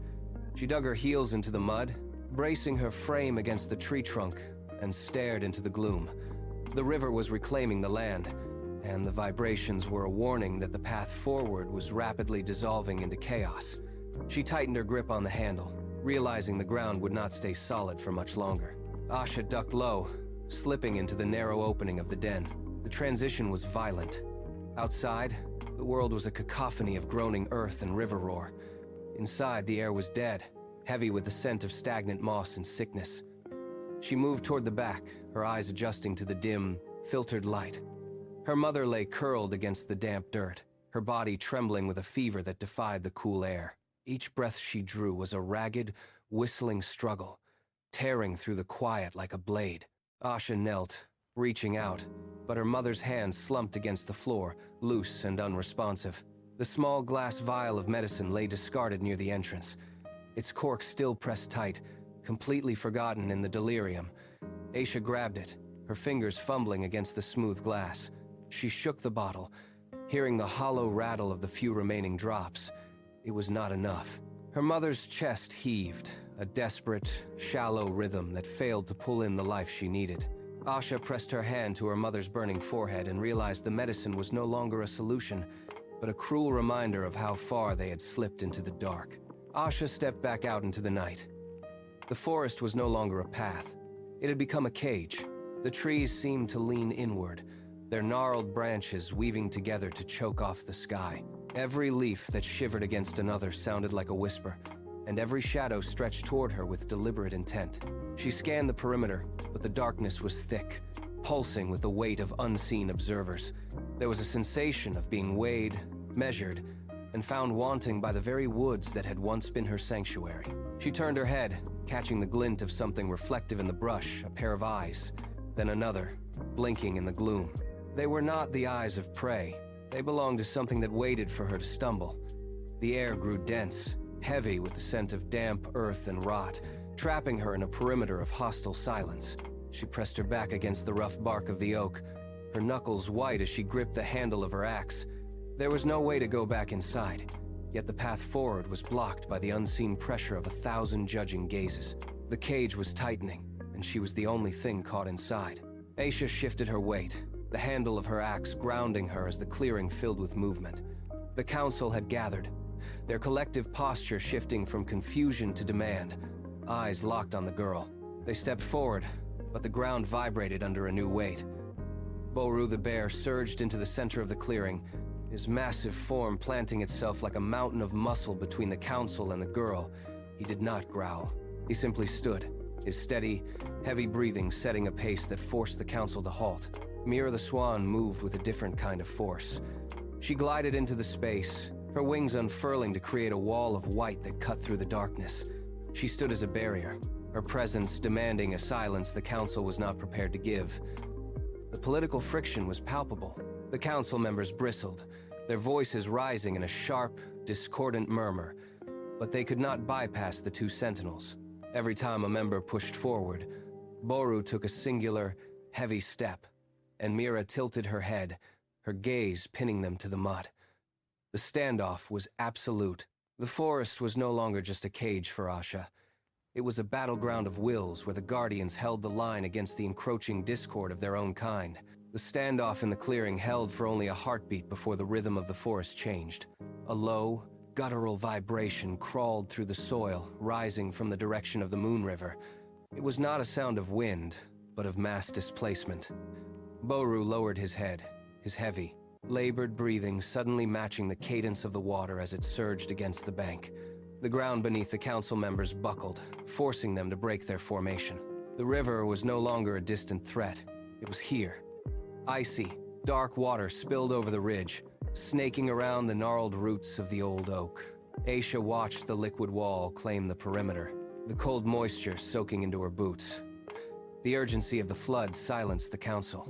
They could no longer hold their ground against the rising tide. The water surged again, a rhythmic pulse that echoed the bear's own deep, resonant chest. Every second the council stood in the clearing, the water climbed higher, claiming the space they occupied. The urgency was no longer about the girl or the gold.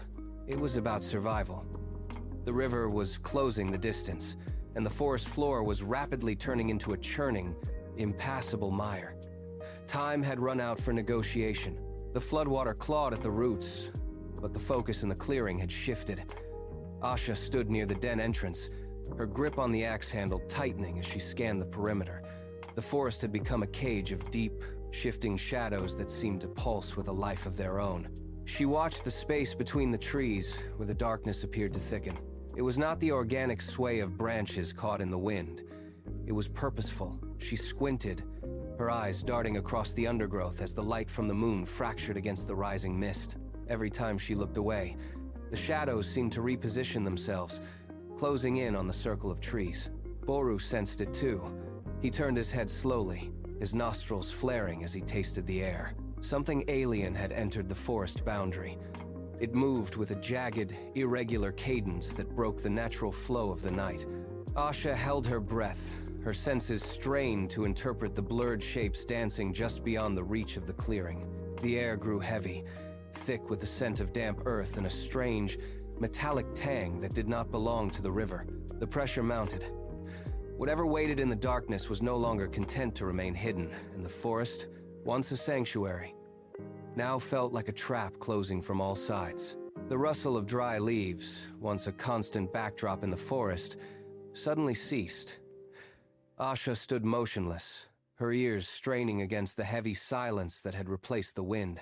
She waited for the return of a bird call or the snap of a branch, but the darkness offered nothing. Then, it began. A low, rhythmic impact vibrated through the mud. Thud. Thud, thud. It was not the soft, padding gait of a predator. It was heavy, deliberate, and undeniably mechanical. Asha pressed her back against the oak, her pulse quickening as she parsed the cadence. The frequency was too steady, too controlled to be any creature of the wild. Each impact was a declaration of presence, a weight that pressed down on the damp earth with uncaring force. She looked toward the brush, watching as the foliage shuddered under the pressure of an advancing line. The rhythm did not falter, even as the path grew steeper and the mud deepened. These were not the movements of an animal scavenging for food. These were the strides of those who walked with purpose and iron. As the sound intensified, the realization settled over her like a shroud. Those were not paws.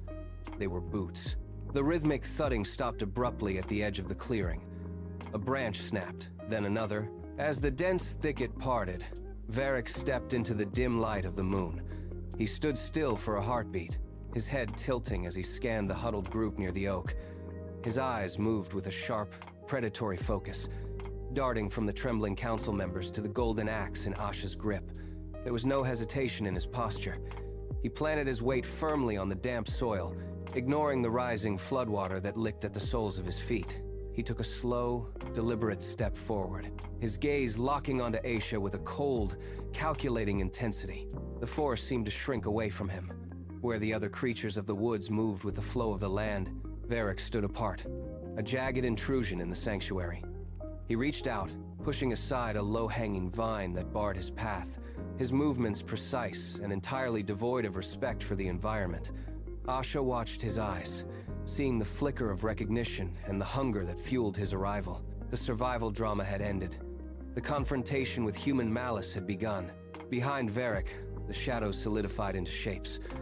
One by one, men emerged from the thicket, their forms hulking and jagged against the pale moonlight. They did not move with the fluidity of the forest inhabitants.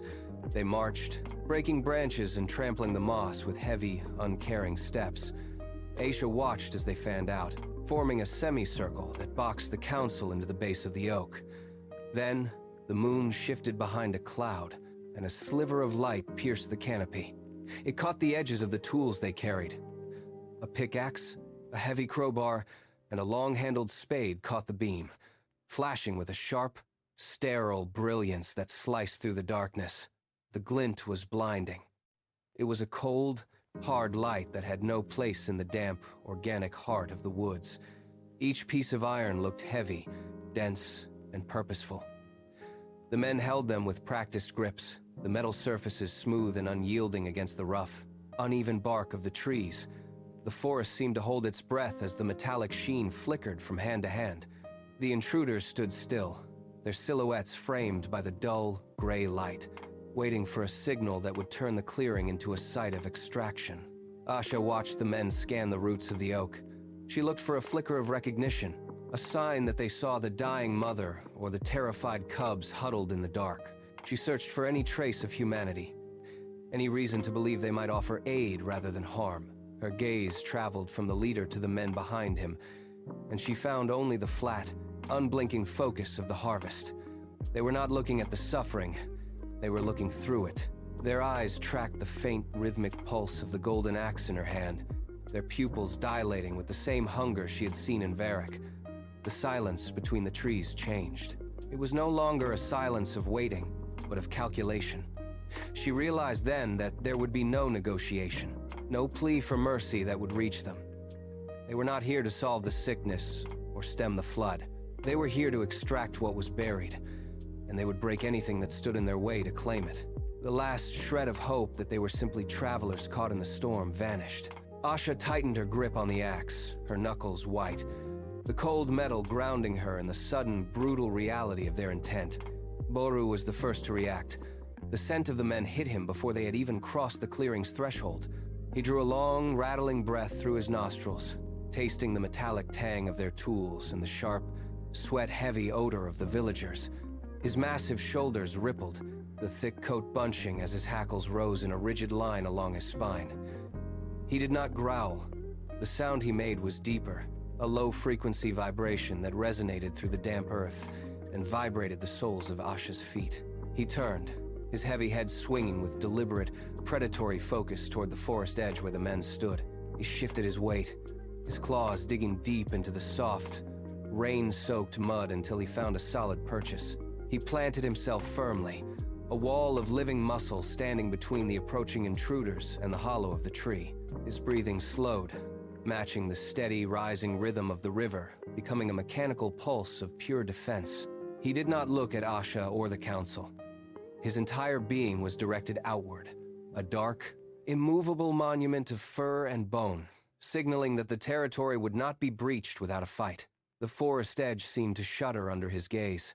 The council members had been bickering with Asha only moments before, their voices sharp with territorial spite. Now, their arguments died in their throats. They watched Boru plant his weight, a silent alarm that the danger was no longer a possibility, but a physical certainty. The shift in the room was instant. The anger that had defined their posture evaporated, leaving behind a hollow, frantic energy. They looked from the massive, unmoving bear to the forest edge, where the rhythmic thuds of boots grew louder, closer, and more rhythmic. Then, they looked down. The Moon River had bypassed the banks, its icy, dark fingers curling around the base of the oak. They were pinned. The realization rippled through the group like a chill. There was nowhere to run.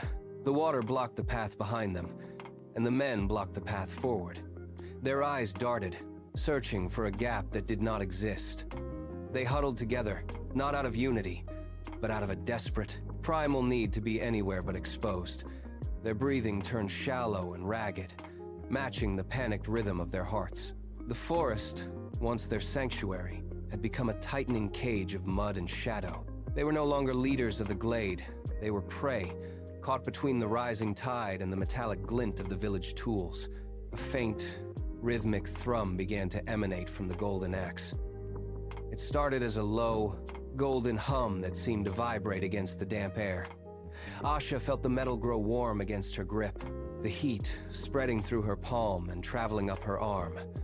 The axe began to pulse, a steady, rhythmic glow that matched the frantic beating of her heart. With every flash, the light cut through the gloom of the den, painting the forest canopy in sharp, unnatural shades of amber. Outside, the rhythmic thuds of boots faltered. The men stopped their advance, their heads snapping toward the source of the brilliance. The axe was no longer just a weapon. It had become a beacon, cutting through the shadows of the trees and pulling the greed of the village toward them with magnetic intensity. Varric stepped into the clearing, his eyes wide and fixed on the golden flare. The light seemed to feed on the surrounding chaos, brightening as the river surged higher against the roots of the oak. It was an invitation, a siren song of metal and power that silenced the wind and drew the intruders forward. Asha watched the light bleed into the dark, realizing the axe was inviting the very disaster she had fought to prevent. Asha turned her gaze away from the blinding light and toward the back of the den. There, tucked behind a gnarled, hollow log, sat Ketu. He was pulled into himself, his shoulders hunched so tightly that his neck seemed to disappear. His hands were pressed firmly over his ears, as if trying to block out the rhythmic thud of the approaching boots. He was shaking, a fine, uncontrollable tremor that rattled his limbs against the damp earth. When he looked up, his face was a map of raw, agonizing clarity. The mask of defiance he had worn for weeks was gone, replaced by a hollow, twisted expression of absolute recognition. He stared at the golden axe, then back at the forest edge, and the truth settled into the space between them. His curse had not been a secret burden. It was a homing signal. Every step the men took toward the oak was a consequence of his own past betrayal, a debt finally being collected in the cold, dark night. He did not look at Asha. He could not. He simply pressed his forehead against the mud, his breathing hitching in ragged, shallow gasps as he accepted that his own actions had led the hunters directly to their door. The ground beneath the oak shuddered. A low, guttural roar from the river silenced the forest, drowning out the distant thuds of the approaching men. Then came the water. It surged over the bank in a foaming, icy wall, hungry and relentless. The first wave hit the base of the old oak, spilling into the den with a hiss of displaced air. Asha felt the temperature drop instantly. The mud beneath her feet turned to slick, freezing slush, numbing her toes and soaking into the floor of the hollow. The water did not stop at the entrance. It crept inward, a creeping, dark tongue of liquid cold that licked at the edges of the linen bundle. She watched as the level rose, half an inch, then two, swirling around the roots that anchored their home. The pressure of the flood against the tree trunk was immense, a physical weight that made the wood groan in protest. Every inch of ground she stood upon was disappearing. The cold was a sharp, biting blade, forcing her backward toward the inner wall of the den. There was no room left for hesitation. The river was reclaiming the land, and the encroaching tide left her with only one path forward. She had to move before the water claimed them all. The icy water swirled around her ankles, but Aisha stopped retreating. She drove her heels into the softening mud and forced her spine straight. The lethargy of the crisis vanished, replaced by a sharp, singular focus. She reached down, her fingers locking onto the thick linen bundle that held her survival. The fabric was heavy, damp, and cold, but she hauled it up with a sudden, fluid motion. She shifted her weight, testing the stability of the floor beneath the rising tide. The golden axe, resting against the inner curve of the bundle, pulsed with a rhythm that matched the frantic beating of her own heart.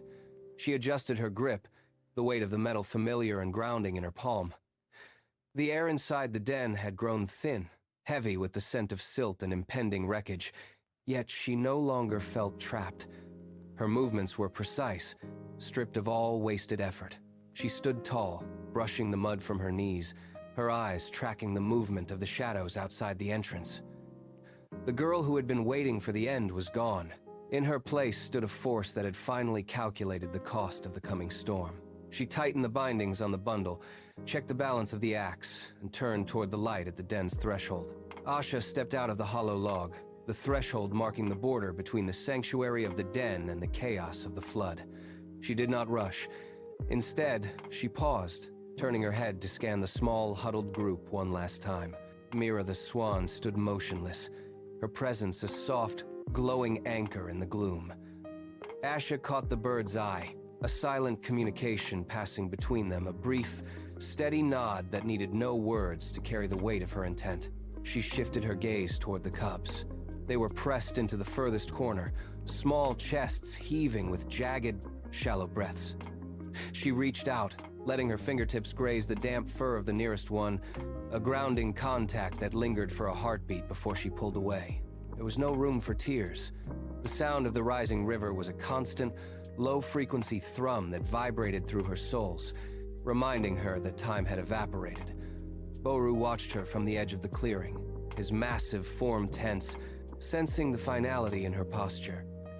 She looked at him, then back to the dark forest beyond. The path she chose was clear. She took one deep, steadying breath, filling her lungs with the scent of pine and impending storm, and set her jaw. This was the end of the wait. Asha did not look back. She pivoted on her heel, the mud sliding beneath her boots as she launched herself away from the den. Her first few strides were uneven, fighting for purchase against the saturated ground, but she found her rhythm. She hit the edge of the clearing at full speed, her shoulder clipping a low-hanging branch that sent a spray of cold water across her face. She ignored the sting. The valley floor was a nightmare of tangled roots and slick, moss-covered stone. She wove between the trees, her breath coming in short, sharp bursts that burned in her chest. Behind her, the quiet of the forest was shredded by the sound of heavy impact, not from the river, but from the forest edge. She pushed harder, her legs driving through the thick undergrowth, the golden axe bouncing against her hip with every jarring step. She leaped over a fallen log, her landing heavy and jarring, but she recovered without breaking stride.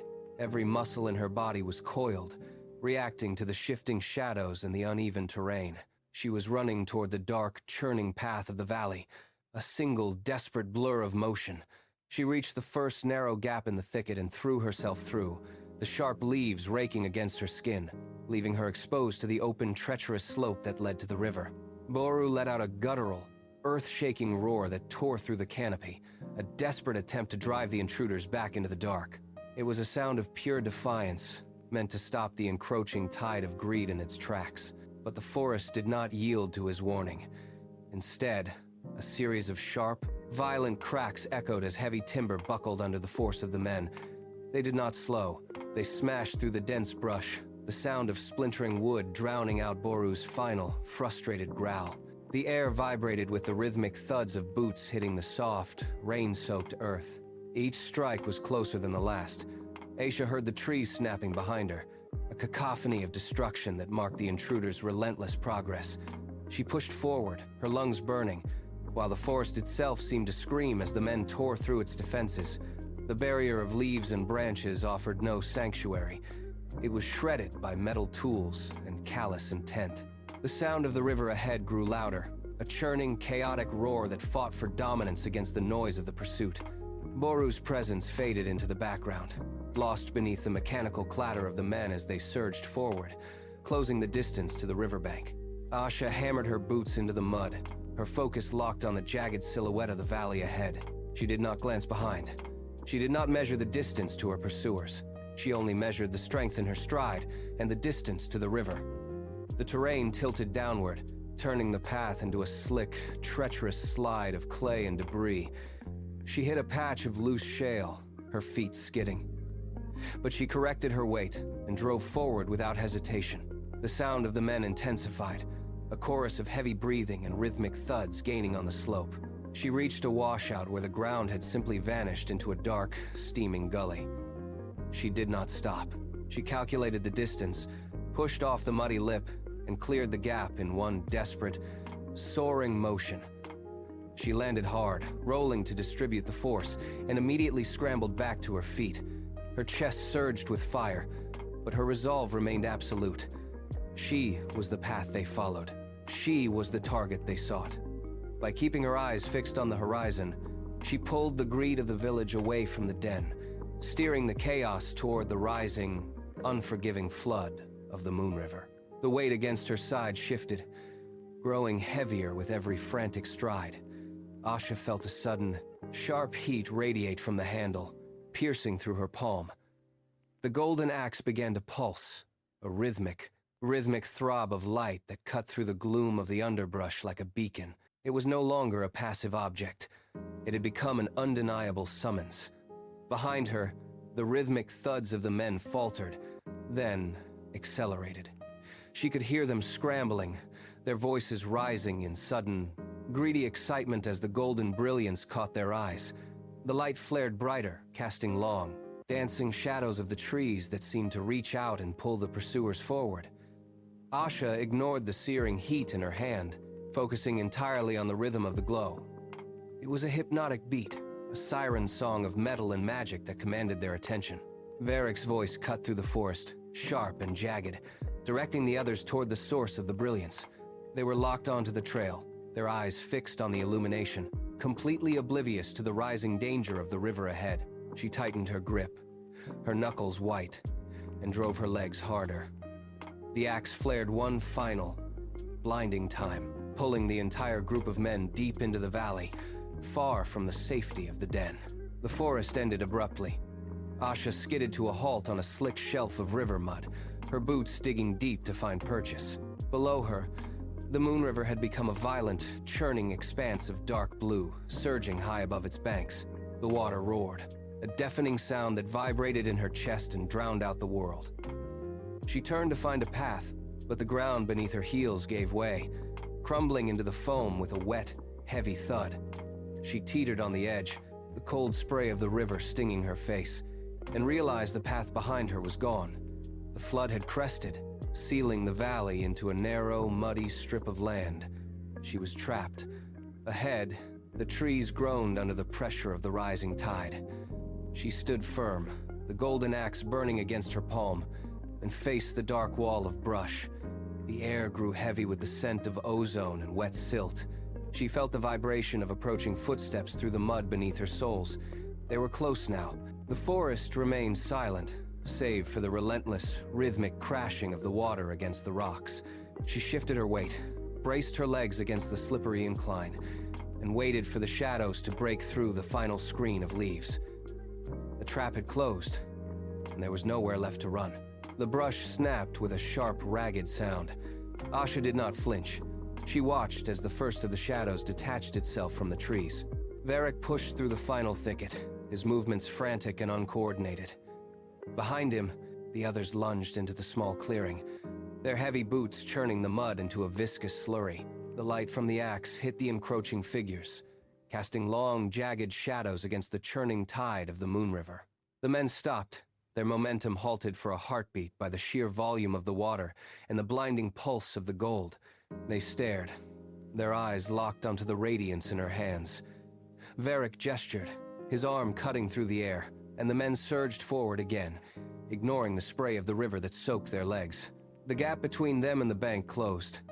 Asha felt the heat of the axe sear her skin, a constant, burning reminder of the trap she had set. The men formed a semicircle, pressing her back toward the dark, roiling water. They were close enough now that she could hear their ragged breathing, a sharp contrast to the deep, guttural roar of the river. The trap was sprung, and the greed in their eyes was the only thing brighter than the metal she held. The men moved with erratic, desperate lunges, boots slipping on the saturated earth. Varric reached out, fingers clawing at the air, his face twisted in a mask of singular focus. Asha did not retreat. She planted her feet firmly into the mud, felt the cold vibration of the river behind her, and locked her grip on the handle. With a sudden, fluid motion, she swept the axe upward. The gold erupted. A wave of searing white brilliance tore through the darkness, hitting the clearing with the force of a physical blow. The men stumbled. They threw their arms up, fingers splayed against the glare, and the sudden loss of sight forced them to skid to a halt. The air itself seemed to vibrate, ionized and sharp. Where there had been shadows, there was now only a blinding, impenetrable wall of light that swallowed the rain and the mud. Varric let out a sharp, choked cry, his hands clawing at his face as he staggered back, his forward momentum shattered.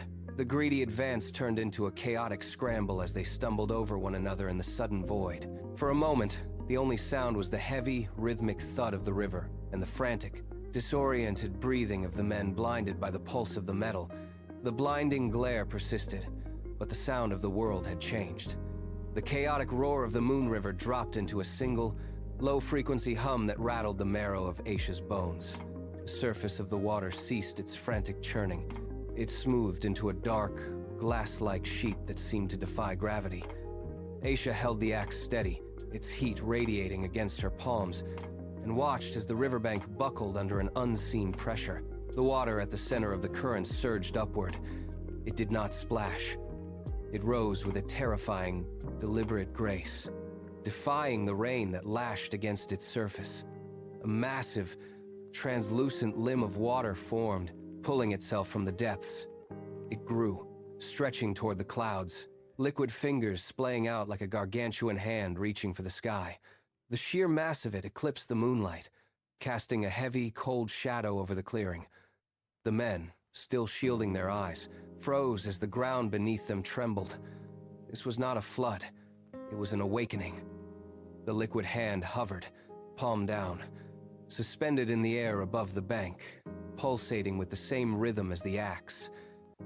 It hung there, a towering, silent witness, waiting for the next movement in the exchange. The liquid hand remained suspended, casting a chill that cut through the humid night air. Asha felt the axe pulsing against her skin, the metal vibrating with a hunger that matched the river. She did not look at the men, though she heard their ragged gasps and the frantic shuffling of boots on mud. Varric let out a low, guttural noise, a mix of fear and lingering hunger. Asha ignored him. She took a single, deliberate step toward the water's edge. The mud gave way under her weight, but she did not stumble. She reached out, extending her arms until the axe hung directly over the roiling, dark surface of the river. The light emanating from the metal dimmed, as if the weapon recognized its origin. Asha loosened her grip, fingers uncurling one by one, allowing the cold rain to slick the handle. She stood exposed, the towering wall of water looming above her like a judgment. She did not flinch. She did not beg. She simply let the axe slide forward, a heavy golden weight surrendering to the pull of the current. The men surged forward, hands outstretched, their faces twisted in a final desperate reach for the treasure. Asha closed her eyes, her duty finished. The golden axe struck the surface with a dull, heavy thud. it did not sink. Instead, it vanished into a flare of white light that ignited the entire river. The towering liquid hand overhead lost its tension in a single heartbeat. It collapsed. Not into a splash, but into a wall of solid, rushing force that slammed into the bank with the power of a landslide. The earth beneath the men gave way instantly. Varric and the others were swept off their feet, their shouts cut short by the roar of the incoming tide. The water did not just rise, it surged forward like a living predator, reclaiming the land with a deafening, grinding hunger. Trees snapped like twigs under the weight of the debris-filled current. The gold, the greed, and the intruders were pulled into the swirling vortex of the main channel. Asha was already moving, scrambling toward higher ground, her feet finding purchase on the slick, receding mud. Behind her, the bank vanished. The river swallowed the clearing whole, churning the debris in a violent, circular frenzy. The sound was absolute, a crushing, thunderous collision of water against stone and earth. Then, the surge reached its peak, leveling everything in its path, turning the forest floor into a churning, impassable torrent of dark, unforgiving water. The thunderous roar of the river slowly lost its grip on the valley. It faded into a low, gurgling churn as the water retreated from the crest of the ridge. Where the clearing had been, only a dark, slick expanse of mud remained. The air, previously thick with the scent of damp earth and desperation, grew thin and cold. Then, the rain began to fall in earnest. It drummed against the remaining oak leaves, a steady, rhythmic pulse that filled the space left by the flood. There were no more shouts, no more sound of boots, only the steady, insistent fall of water against the saturated ground. The rain pooled in the hollows, washing away the tracks of the intruders and the debris of the struggle. It pooled over the bank, turning the churned earth into a smooth, gray slurry. Asha stood at the edge of the high ground, her chest heaving as she drew the cool air into her lungs. She looked out over the valley. The river had reclaimed its course, moving with a calm, indifferent speed. The silence was absolute, heavy and hollow, broken only by the persistent tapping of the rain. It washed over the forest floor, erasing the last traces of the night, leaving the valley to the gray, damp stillness of the aftermath. The gray light of dawn began to bleed through the canopy, revealing the forest in its new, quiet state. The mud had begun to settle, held in place by the roots of the old oak. Asha remained still on the ridge, watching as the river flowed past. No longer an instrument of fury, but a steady, rhythmic pulse. One by one, the shadows shifted. Boru emerged from the thicket, his massive frame moving with a heavy, cautious grace as he inspected the edge of the bank. Mira glided down from the branches, her wings brushing against the damp leaves as she landed near the hollow log. They did not speak. There was no need for sound. The threat of the village had been erased by the water, and the gold was gone, claimed by the depths. K2 crept from the hollow log, his gaze fixed on the spot where the intruders had stood. He looked at the axe-shaped void in the mud, then back at the river. The weight of the sacrifice hung in the air, a cold, sharp reality that tethered them to the earth. The forest was breathing again, slower and deeper than before. The rain tapered off, leaving the valley in a profound, hollow peace that promised to last.